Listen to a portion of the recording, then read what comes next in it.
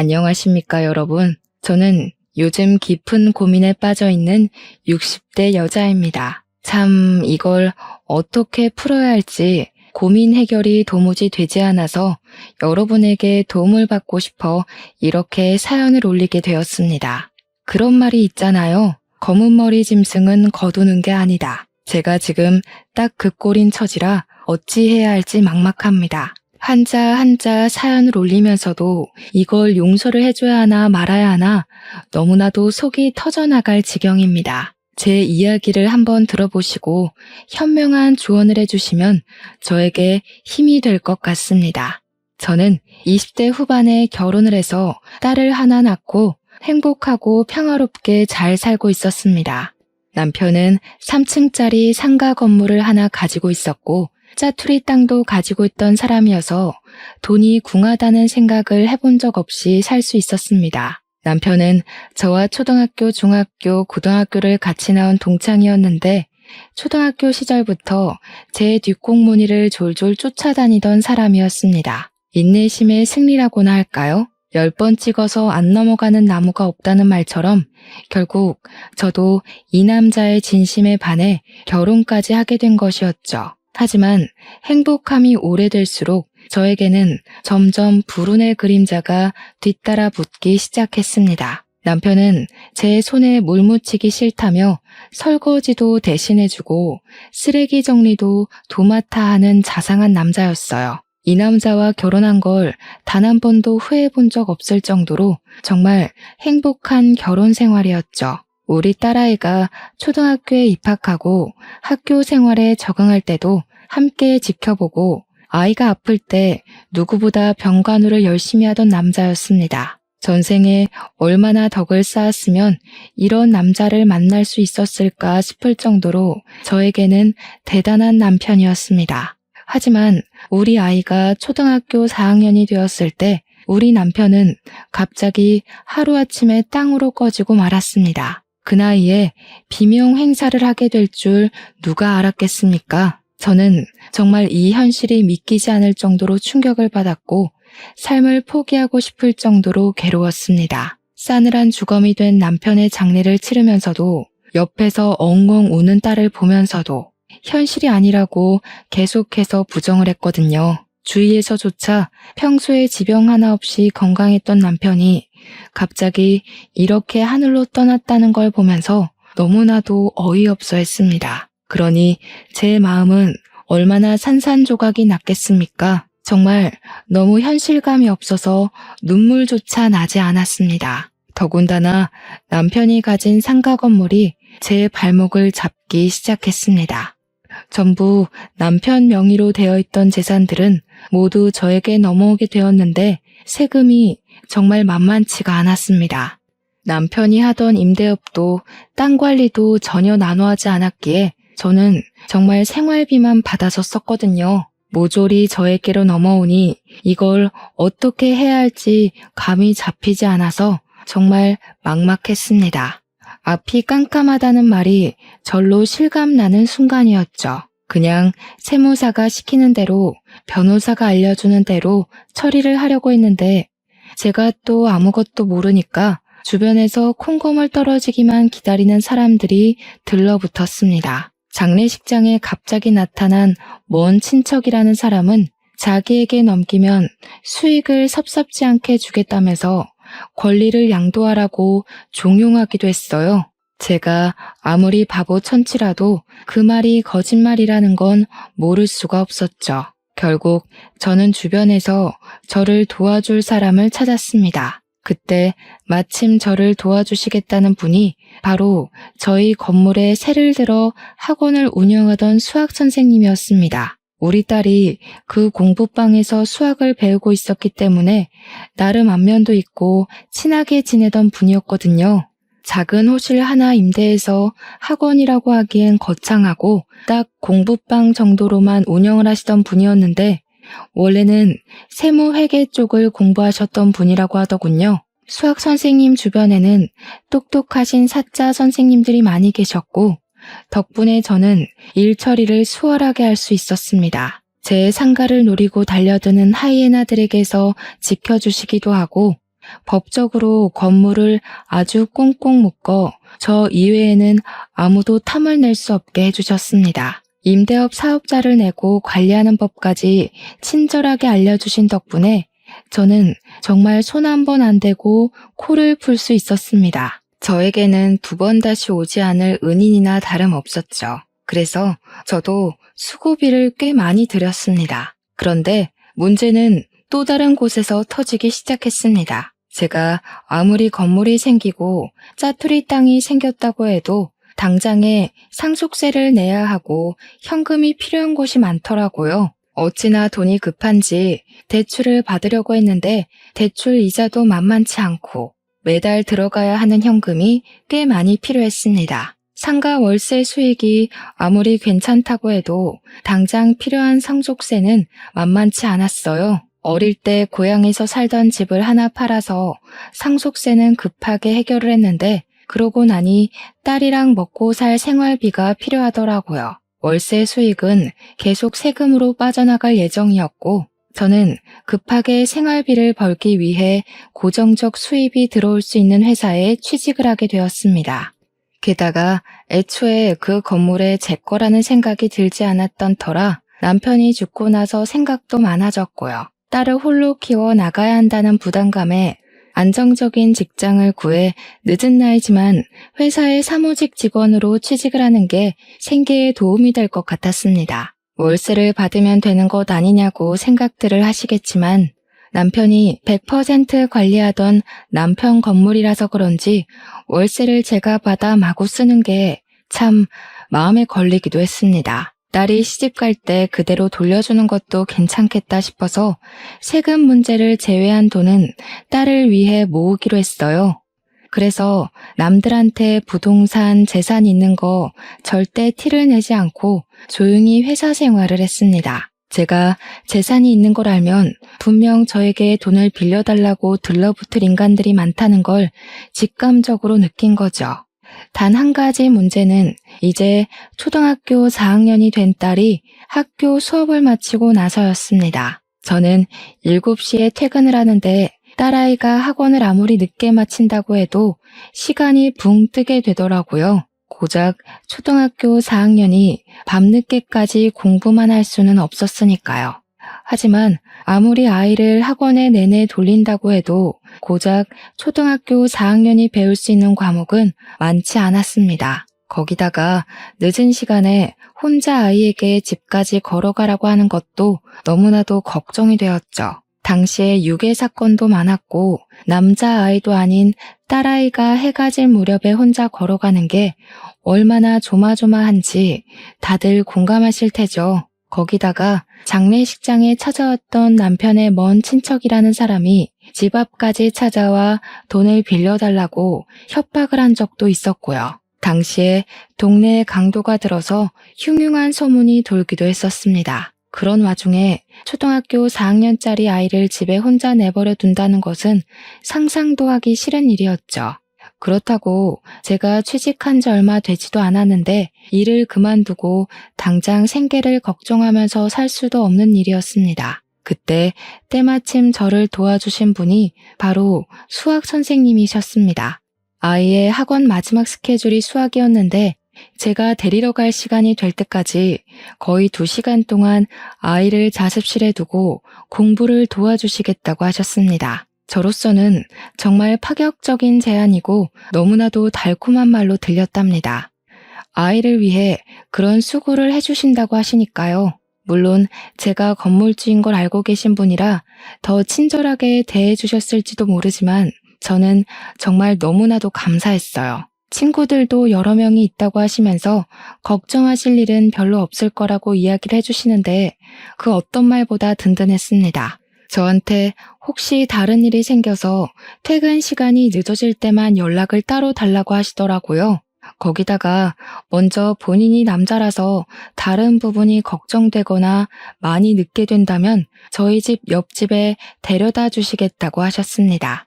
저희 집 옆집이 아주 오래된 이웃이고 간혹가다 저희 아이를 봐주신 적도 있었거든요. 물론 매일 맡길 수는 없는 이웃이었지만 어쩌다 한 번은 충분히 가능할 것 같았어요. 먼저 나서서 말씀을 해주시니 너무 감사할 뿐이었죠. 거기다가 우리 아이가 수학 선생님을 어찌나 잘 따랐는지 수학을 배우는 게 재미있다고 할 정도로 수학학원 가는 걸 좋아했습니다. 덕분에 저는 마음을 완전히 놓고 일에만 집중할 수 있게 되었습니다. 며칠을 머리 싸매고 고민했던 일이 한 번에 확 풀리니 세상에 참 고마운 분이 많구나 하는 생각을 하게 되었어요.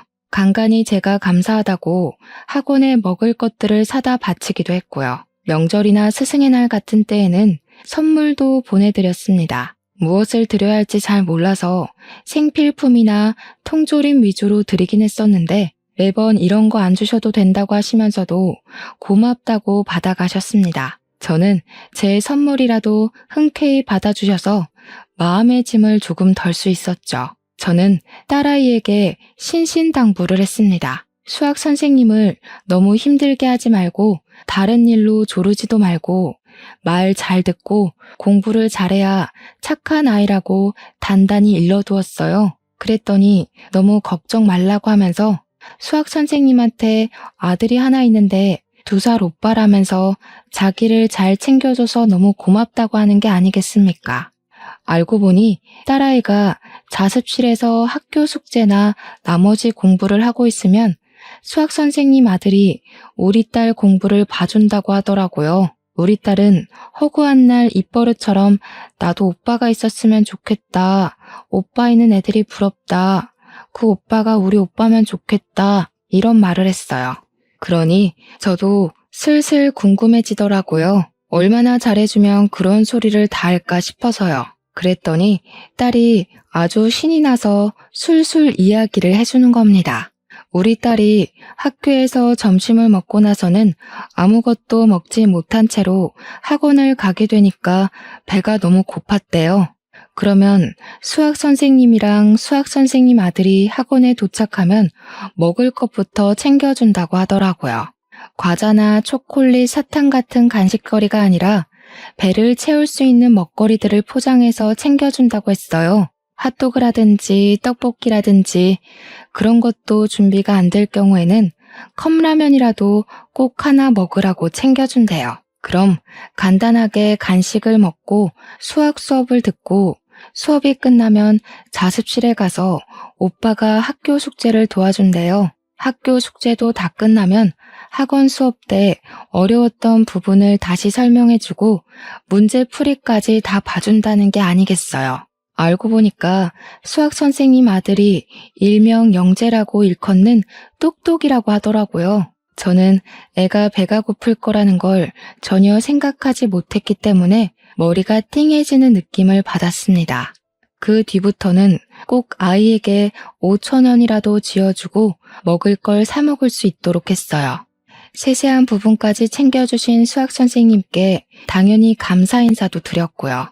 그렇게 1년이라는 시간을 보내게 되었습니다. 딸아이는 초등학교 5학년이 되었고 수학 선생님의 아들은 중학교 1학년이 되었습니다. 그렇게 학교가 달라지게 되니까 시간표가 서로 맞지 않게 되더라고요. 같은 초등학교에 재학 중일 때는 학교 수업 끝나고 학원을 갈 때 꼭 같이 다녔대요. 수업이 같이 끝나는 요일에는 수학 선생님 아들이 딸이 가는 음악 학원이라든지 미술 학원을 데려다주고 자기 볼일을 봤대요. 수학 선생님 아들이 다니지 않는 학원이라도 우리 딸아이가 혼자 찾아가는 게 걱정이 되어서 한 행동이었던 거죠.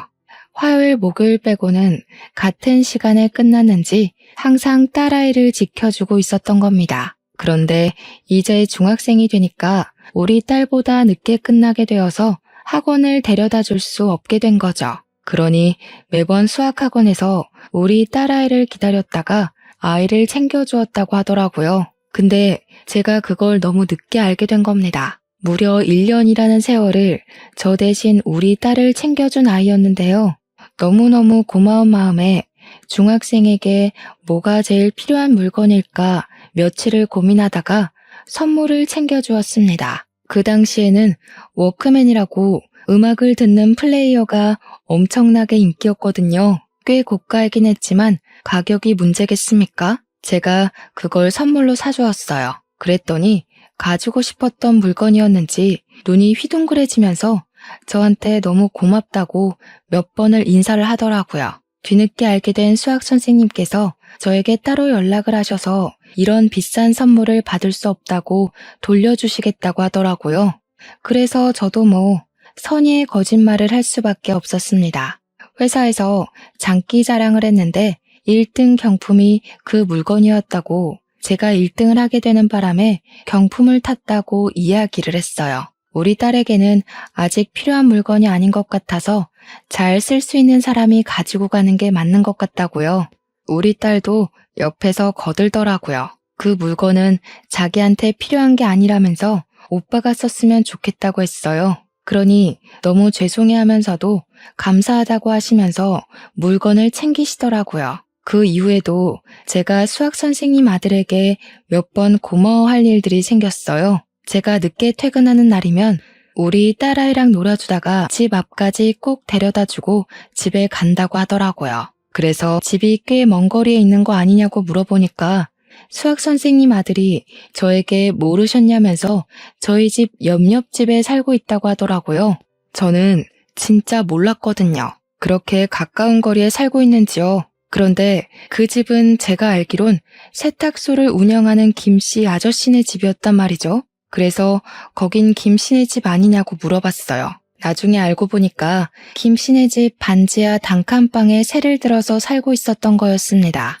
학원을 운영하고 있긴 했지만 생활비는 빠듯하고 거기다가 아들이 영재니까 공부를 마음껏 시켜주고 싶은 마음에 세간 살림을 줄인 거였습니다. 그때쯤 알게 되었어요. 수학 선생님도 이혼을 하고 아들을 혼자 키우고 있었던 거였습니다. 저에게 김씨 아저씨네 집이 워낙 시끄럽고 방음이 안 되어서 공부하는데 힘들었었는데 워크맨 덕분에 집중을 할 수 있게 되었다고 고맙다고 하더라고요. 말갛게 웃으면서 작은 것에도 고맙다고 하는데 우리 딸이 왜 이런 오빠 하나 있었으면 좋겠다 노래를 부르는지 알겠더라고요. 그 나이쯤이면 사춘기일 법도 한데 정말 철이 일찍 든 건지 아이가 너무 착하고 순했습니다. 수학 선생님이 저에게 늘 하시는 말씀이 그냥 친절을 베푼 건데 뭘 이렇게 이것저것 많이 챙겨주시냐고 늘 감사하다고 했었거든요. 그러면서도 제가 주는 물건을 넙죽넙죽 받아가셨었는데 그게 전부 이해가 가더라고요. 제가 그랬잖아요. 늘 생필품이나 통조림 같은 걸 드렸었다고요. 이걸 돈 주고 사서 쓰기는 아까웠지만 생필품이라 안 쓸 수도 없고 그러는 와중에 제가 챙겨드리니까 다 절약이 되고 하니 고마우셨던 거겠죠. 은근히 마음이 짠하더라고요. 그렇다고 수학 선생님한테만 건물 월세를 깎아줄 수도 없는 노릇이었습니다. 다른 세입자들에게 분명 불평불만이 나올 거고 저는 그걸 감당할 만한 통이 되지 못했거든요. 그래서 저는 역으로 생각하기로 했습니다. 우리 딸이 나머지 공부하는 걸 수학 선생님 아들이 도와주고 있는 걸 뻔히 아는데 제가 어찌 공짜로 그 귀한 시간을 뺏을 수 있겠냐고요. 그러니 제가 아드님에게 용돈을 좀 드리고 싶다고 솔직하게 이야기를 했습니다. 그랬더니 그건 죽어도 안 된다면서 호의로 시작한 일이니 호의로 받으시라고 싫다고 거절을 하셨어요. 그래서 저는 오히려 큰 소리를 쳤습니다. 안 되긴 뭐가 안 되는 거냐고요. 정당하게 시간을 사용한 대가를 받는 거라면서 요즘 중학생이 용돈 없이 지내면 친구들 사이에서도 놀림당하고 왕따당하기 쉽다고 했죠. 그러니까 수학 선생님도 고민을 하는 눈치였어요. 아들이 왕따를 당하는 건 절대 안 될 일이니까요. 거기다가 그때쯤 학교에서 왕따라는 게 놀이처럼 유행할 시기였고 뉴스에서도 학교 폭력에 관한 이야기가 자주 등장했거든요. 그래서 제가 수학 선생님 아들을 붙잡고 절대로 거절할 수 없는 딜을 넣기 시작했습니다. 과외 수업을 하는 거라고 생각하고 매달 10만 원씩 용돈을 주겠다고 했어요. 그러니 애 눈이 정말 커지는데 당시 20만 원이면 정말 큰 돈이긴 했거든요. 수학 선생님네 공부방 월세가 50만 원이었으니까요. 500원짜리 컵떡볶이 팔던 시절이니까 얼마나 큰 돈이겠어요. 보통 한 달 용돈 하면 5만 원 정도가 적정선이었습니다. 그 뒤로는 정말 극진히 우리 딸을 챙겨주는 수학 선생님 아들 덕에 저는 더욱더 한시름 놓을 수 있게 되었습니다. 제가 늦는 날이면 집으로 돌아와 우리 집에서 딸을 챙겨주기까지 했어요. 간이고 쓸개고 다 빼다 줄 것처럼 우리 딸을 챙겨주는 모습에 제가 은근슬쩍 둘이 혹시 서로 좋아하고 그러는 거냐고 물어보기까지 했다니까요. 절대 아니라면서 둘 다 강하게 부정을 하는데 처음에는 의심을 했죠. 근데 진짜 동생 같고 오빠 같아서 서로 챙기는 거라고 하더라고요. 무뚝뚝한 말에도 애정이 느껴지고 진심으로 가족처럼 구는 둘의 모습에 저는 오히려 다행이라고 생각했습니다. 둘밖에 없는 세상에 혹시라도 마음이 생기면 무슨 일이 일어날지 모르잖아요. 고작 중학생과 초등학생이지만요. 그렇게 또 시간이 흐르고 우리 딸이 중학교 1학년이 되었을 때 둘은 또 같은 학교를 다니게 되었습니다. 그러고 나서부터는 정말 친남매처럼 지냈다고 해요. 학교에서 무슨 일이 생기면 수학 선생님 아들이 달려가서 일을 도와주고 해결해주고 했다고 하더군요. 준비물을 챙기지 못한 날에는 서로 챙겨주고 급식실에서 밥을 같이 먹기도 하면서 주위에서는 친오빠인 줄 안다고 했습니다. 그렇게 시간이 흐르는 사이에 저와 수학 선생님과의 관계도 조금 달라졌어요. 아들 하나 키우는 이혼남과 딸 하나 키우는 과부가 서로 만났으니 은근슬쩍 서로에게 물들게 된 것이었죠. 딸을 돌봐주어서 감사하다는 이유로 술을 한잔하기도 하고 넷이 모여 밥을 먹기도 했어요. 처음에 우린 그게 데이트인 줄도 모르고 시간을 보냈는데 점차 둘이 만나게 되는 시간이 길어지면서 데이트로 변질되어 버린 거죠. 서로 무엇을 좋아할까 고민을 하며 선물을 하기도 하고 그 나이에도 신작 영화가 나오면 같이 보러 가는 그런 사이가 되었습니다. 하지만 서로에게 한 발 더 나아가는 용기가 없었기 때문에 뜨뜨미지근하게 그런 관계를 유지하고 있었어요. 나중에 들은 이야기인데 수학 선생님네 전부인이 도박으로 문제를 많이 일으켰다고 하더라고요. 그래서 이혼을 하게 되었고 이혼을 하면서 수학 선생님이 떠안은 빚이 좀 많아서 그걸 갚느라 늘 돈이 부족했었다는 사실을 알게 되었어요. 저는 2년이라는 시간이 흐르면서 점차 안정적인 생활을 하게 되었지만 수학 선생님은 여전히 반지하 단칸방에 있었거든요. 생각해보면 그 학원이 장사가 안 되는 것도 아닌데 왜 그렇게 세간 살림이 나아지지 않을까 생각했었는데 빚을 갚고 있는 중이었던 거죠. 마음 같아서는 제가 모아둔 월세며 생활비로 그 빚을 갚아주고 저와의 새 출발을 이야기하고 싶었지만 우리에겐 그럴 용기가 없었어요. 서로의 관계가 소중했고 자식들끼리의 돈독한 마음이 혹여라도 틀어질까봐 그럴 수 없었던 거죠. 정말 많은 고민을 했어요. 사실 저는 일을 그만두어도 될 정도로 안정을 찾았거든요. 그러나 제가 일을 그만두면 수학 선생님과의 연결고리가 어떤 식으로든 끊어지게 될 것 같아서 그래서 일을 그만두지 못한 것도 있었습니다. 기회를 이용하는 모습이 저에게도 낯설게 느껴졌지만 과부가 되었다고 사랑까지 못하는 건 아니잖아요. 그런 마음을 가지면서 하루하루를 살고 있던 어느 날 저에게 뜻밖의 사건이 터지게 되었습니다. 제가 늘 항상 월말쯤이 바쁜데 그때는 퇴근도 늦고 일이 바빠 휴대전화를 볼 시간조차 없거든요. 그런데 하필이면 그 바쁜 시기에 우리 딸이 맹장이 터지고 말았던 겁니다. 학원 수업을 들으러 갔던 딸은 배가 계속 아프다고 했고 결국 구토를 하고 고열에 시달리다가 배를 움켜쥐고 쓰러진 거예요. 학원 선생님과 아들은 어쩔 줄 몰라 저에게 전화를 했는데 제가 일이 바빠서 받지를 못한 상황이었습니다. 급하게 구급차를 타고 병원으로 달려갔으나 수술은 보호자의 동의가 필요하다고 병원 측에서 저에게 계속 연락을 하라고 한 거죠. 저는 전화를 받지 못했고 병원에서는 보호자 동의 없이는 수술을 할 수 없다고 하고 수학 선생님께서 병원 측에 재혼할 사이다. 내 딸이나 마찬가지다 하면서 병원 측에 강력하게 항의를 했다고 했어요. 병원에서는 본 보호자의 동의 전화라도 받아야 한다고 어쩔 줄 몰라 하고 있는 와중에 제가 딱 부재중 전화 수십 통 찍힌 걸 보고 전화를 건 거죠. 그 순간 수학 선생님 아들이 저에게 엄마 하고 부르는 게 아니겠어요. 저는 수없이 찍힌 부재중 전화에도 놀랐지만 선생님 아들이 저에게 엄마 하고 부르는 소리에 더욱 놀랐습니다.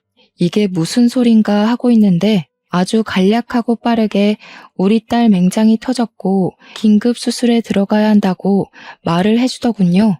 그래서 당장 해달라고, 수술이 필요하면 빨리 해달라고 울면서 애원을 했어요. 저는 놀라서 회사 일도 치워버리고 급하게 병원으로 달려갔는데 이미 딸은 간단한 수술이었다면서 수술 다 끝나고 병실에 올라와 있더라고요. 제가 너무 놀라서 바닥에 주저앉으니까 걱정하지 말라고, 그래도 큰일 일어나기 전에 수술을 하게 되어서 금방 끝났다고 하더라고요. 수학 선생님도 그 집 아들도 우리 딸 병원 침대 옆에서 오매불망 눈을 뜨길 기다리고 있는데 정말 가족 같아서 너무 단란해 보여서 눈물이 났어요. 우리 딸이 눈을 뜨자 수학 선생님도 눈물을 글썽글썽하면서 그걸 왜 참았냐고, 일찍 말을 하지 그랬냐고 하더라고요. 우리 딸이 눈 뜨자마자 뭐라 했는지 아세요? 글쎄, 배가 고프대요. 배가 아파서 밥도 제대로 못 먹었다면서 밥은 언제 주냐고 하더라고요. 그러자 수학 선생님 아들이 방귀를 뀌어야 먹을 수 있다니까 하루빨리 껴보라고 장난을 치더라고요. 그러면서 둘이 낄낄거리고 웃는데 저도 눈물이 나는 건지 웃음이 나는 건지 모르겠더라고요. 그때 저는 결심을 했습니다. 내가 무엇 때문에 돈을 벌고 있는지 잘 모르겠더라고요. 이 예쁜 아이들을 두고 내가 왜 밖에서 돈을 벌어야 하는지, 건물에서 들어오는 월세만으로도 충분히 살 수 있는데 하는 생각이 들었어요. 지금 아니면 이 모습을 또 언제 기억해둘 수 있을까 싶어서 회사 일을 그만두어야겠다고 생각했습니다. 집에 가만히 있으면 외롭고 쓸쓸한 마음이 들 것 같아서 죽은 남편을 잊으려고 일에 더 몰두했었지만 이제는 그럴 필요가 없다고 생각했어요. 거기다가 수학 선생님 아들이 저에게 전화로 엄마 하고 그 부른 순간이 잊히지가 않더라고요. 어떻게 표현을 해야 할지 모르겠지만 그 순간만큼은 정말 제 아들로 느껴지는 겁니다. 우리 가족과 수학 선생님의 가족의 벽이 많이 허물어져 있었고 누가 봐도 한 가족처럼 지내고 있긴 했으니까요. 제가 만감이 교차해서 병원 입원실 벽에 기대어 서서 딸과 아들의 모습을 가만히 지켜보고 있는데 수학 선생님이 저에게 이야기 좀 하자고 하셨습니다. 그 표정에서 엄청난 비장함이 느껴져서 혹시 내가 모르는 다른 이야기가 있나 싶기도 했어요. 그분이 꺼낸 이야기는 속에 감춰두었던 진심이었습니다. 아까 수술 동의서에 보호자 서명이 필요하다고 하는데 본인이 보호자가 아니라서 말로 할 수 없는 박탈감을 느꼈다고 하더라고요. 당당하게 아이들의 보호자가 되고 싶고 제가 남은 보호자 자리를 차지했으면 좋겠다면서 전 배우자에게 받은 상처를 서로를 통해 치유해보는 게 어떻겠냐고 했어요. 진지하게 결혼해 주었으면 하는 바람에서 이야기하는 거라고 고민을 길게 하지 않았으면 좋겠다고 덧붙이더라고요. 수학 선생님이 먼저 저에게 한 걸음 다가왔는데 제가 다가가지 않으면 안 되잖아요. 그래서 저는 당장 혼인신고부터 하러 가자고 말했습니다. 그게 제 진심인 걸 알고는 서두르더라고요. 그렇게 몇 주가 더 지나고 저는 퇴직을 했고 그이와 혼인신고를 했습니다. 서류상 진짜 가족이 되었다는 말에 아들과 딸은 무척 당황했지만 진심으로 이렇게 될 줄 알았다면서 잘 지내보자고 먼저 이야기를 해주더군요. 제가 원래 살던 집이 전 남편과 살았던 집이기에 새 가족과 새 출발을 하고 싶은 마음에 그 집을 처분하고 모아둔 돈과 퇴직금을 보태서 방 4개짜리 아파트를 얻었습니다. 부부방, 딸방, 아들방, 서재를 하나 꾸며서 아이들이 공부도 할 수 있고 남편이 학원 일을 할 수 있도록 꾸몄습니다. 같이 살고 나서는 정말 부딪힐 일도 없이 서로에게 참 잘하며 살았어요. 아들과 딸이 친남매 저리 가라 싶을 정도로 잘 지내는데 보기 좋았습니다. 그러던 와중에 중3인 아들의 학부모 상담이 잡혔고 남편은 저에게 가보라고 이야기를 하길래 떨리는 마음을 하고 학부모 상담을 받으러 갔어요. 갑자기 나타난 엄마라는 존재에 선생님도 당황한 듯 싶었지만 차근차근 우리 아들의 성적과 진로에 대해 상담을 해주셨습니다. 영재라는 말은 익히 들었지만 정말 이 정도로 똑똑할 거라고는 생각을 못했던 터라 저는 너무 당황스러웠습니다. 담임 선생님은 저에게 특목고 이야기를 꺼냈고 돈이 꽤 많이 들겠지만 미래를 위한 투자로서는 최고일 거라고 했어요. 내가 우리 아들 공부시키는데 땅 하나 못 팔겠나 싶어서 돈이 얼마가 들어도 좋으니 특목고를 목표로 하겠다고 했죠. 시간이 얼마 남진 않았지만 추천서도 이미 받아놨고 내신 관리도 잘 되어 있어서 걱정은 안 하셔도 된다고 하더군요. 우리가 사는 곳과 건물 모두 일산에 있었는데 아들이 서울 강동구에 있는 외고에 떡하니 붙은 겁니다. 거리가 너무 멀어서 저희 가족은 결단을 내렸습니다. 이사를 가기로요. 일산에 있는 건물도 값이 꽤 오른 터라 팔아버리고 길동에 있는 5층짜리 상가 건물을 대출을 받아서 구매했습니다. 길동의 상가 건물이 좀 낡긴 했지만 수리를 해야 하는 부분은 별로 없더라고요. 그 건물을 리모델링해서 남편의 종합학원을 차려주기로 마음을 먹었죠. 5층을 전체 학원으로 만들어버리고 선생님도 면접을 봐서 뽑았고 남편을 원장으로 세웠지만 사업자는 제 이름으로 내자고 남편이 말하더라고요. 실제 운영은 남편이 했지만 사장은 제가 된 것이었죠. 처음에는 학원생이 별로 없어서 적자였지만 우리 아들이 외고에 다니기도 했고 남편이 강의를 잘한다는 소문이 돌아서 점점 학원생들이 늘기 시작했습니다. 우리 아들이 외고를 졸업하고 서울대에 입학하자마자 5층 건물이 가득 차게 수강생들이 늘었습니다. 2년 동안 꾸준히 성장을 한 덕분이었어요. 학원의 어마어마한 매출은 제 통장으로 들어왔고 인터넷 강의 사업까지 뛰어들었더니 매출이 몇 배로 늘더라고요. 정말 새 출발이라더니 제 2의 인생을 살고 있는 듯 했습니다. 우리 아들은 서울대에 가고 집은 점점 돈이 쌓이고 동네에서 제일 좋다는 아파트도 매매했죠. 하지만 득이 있으면 실도 있듯이 우리 딸의 성적은 점점 떨어졌습니다. 붙잡고 공부를 봐줄 오빠가 없어서 그런 건지 아니면 한계점에 도달한 건지 학원에서 종일반 수업을 들어도 집중을 못하고 놀기 바쁘더라고요. 시간이 흐르고 아들은 군대에 갔고 우리 딸은 수능을 쳤는데 겨우겨우 경기권에 있는 2년제 전문대에 입학을 하게 되었습니다. 몇 년의 세월이 흐른 뒤 아들이 제대하고 복학을 했고 딸은 졸업해서 취업을 준비했으나 마음처럼 잘 되지 않아 결국 우리 학원에 취직을 하게 되었습니다. 물론 선생님은 아니고요. 프린트물을 챙겨주고 수강생 학원비를 받는 프런트 직원으로 취직하게 되었죠. 우리 아들은 착실하게 대학을 졸업하고 대기업에서 빠른 스카우트가 이루어져 대기업 연구직으로 들어가게 되었습니다. 그렇게 평화로운 시간이 흐르던 어느 날 나이가 30을 넘긴 아들이 결혼을 하겠다고 여자를 집에 데리고 왔습니다. 같은 서울대를 졸업한 피아니스트라고 했는데 너무 예쁘고 곱게 생겼더라고요. 딱 부잣집 딸내미 같은 그런 느낌을 받게 하는 여자였습니다. 결혼하고 싶다는데 어련히 알아서 좋은 여자를 데리고 왔겠지 싶어서 저는 반대를 하지 않으려고 했어요. 그런데 예비 며느리가 딱 저를 보고 이야기를 하더군요. 자기는 늘 도우미 아줌마가 집안일을 해주셔서 살림을 잘 못하니까 그런 건 기대도 하지 말고 시집살이도 시키지 말라고요. 남편과 저와 딸은 이게 뭐지? 하는 눈빛으로 서로를 바라보았습니다. 아들은 이미 뿅 가 있는 눈을 하고 있길래 우리 셋은 대놓고 반대도 하지 못했어요. 그런데 그 뒤로 아들의 행동이 조금 달라진 것이 느껴졌습니다. 결혼 준비를 슬슬 시작해야 하니 예비 며느리도 자주 보고 싶고 아들과 이야기도 자주 하고 싶었는데 은근슬쩍 저를 피하는 것 같더라고요. 휴대폰을 손에 붙잡고 있으면서도 저에게는 아무런 이야기도 해주지 않는 모습에 조금 서운하기도 했습니다.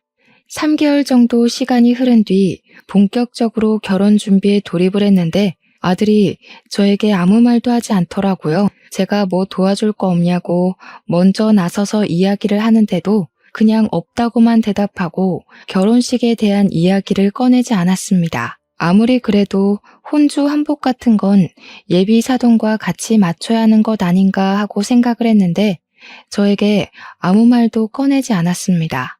하물며 상견례 자리에 대한 이야기조차 없어서 저는 아들이 정말 결혼을 하는 게 맞나 의심까지 들었어요. 그 사이에 저에게 말도 없이 웨딩 사진도 다 찍어놓고 식장까지 다 잡았다고 이야기를 하는 게 아니겠습니까?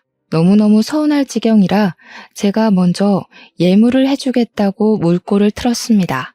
그랬더니 돈만 주면 예비 며느리랑 상의해서 마음에 드는 걸로 알아서 사겠다고 하는 겁니다. 정말 그렇게 이야기하는데 가슴이 두근두근 하더라고요. 제가 뭔가 실수한 게 있나 싶기도 했고요. 하지만 아들이 좋다고 하니까 저는 통 크게 돈을 전달해 주었습니다. 딸은 오빠가 왜 저러지? 하면서 제 눈치를 보기 시작했고요. 저는 예물까지 해주고 나서야 상견례에 대해 물어보았습니다. 그러니 아들이 우물쭈물해하면서 정확한 대답을 피하더라고요. 그래서 제가 엄마가 지분해줘야지 하고 이야기를 했어요. 그제야 집은 봐둔 게 있다면서 저에게 집에 대한 이야기를 장황하게 늘어놓기 시작했어요. 그렇게 큰 집이 필요한가? 싶긴 했지만 다 필요한 용도가 있다고 했고 아들의 결혼인데 그 정도는 해줄 수 있다고 생각했습니다. 그러면서도 상견례에 대한 이야기는 전혀 없어서 저는 의문을 품었죠. 그렇게 며칠이 더 지나고 금요일 저녁에 웬일로 아들이랑 남편이 같이 퇴근을 해서 들어왔어요.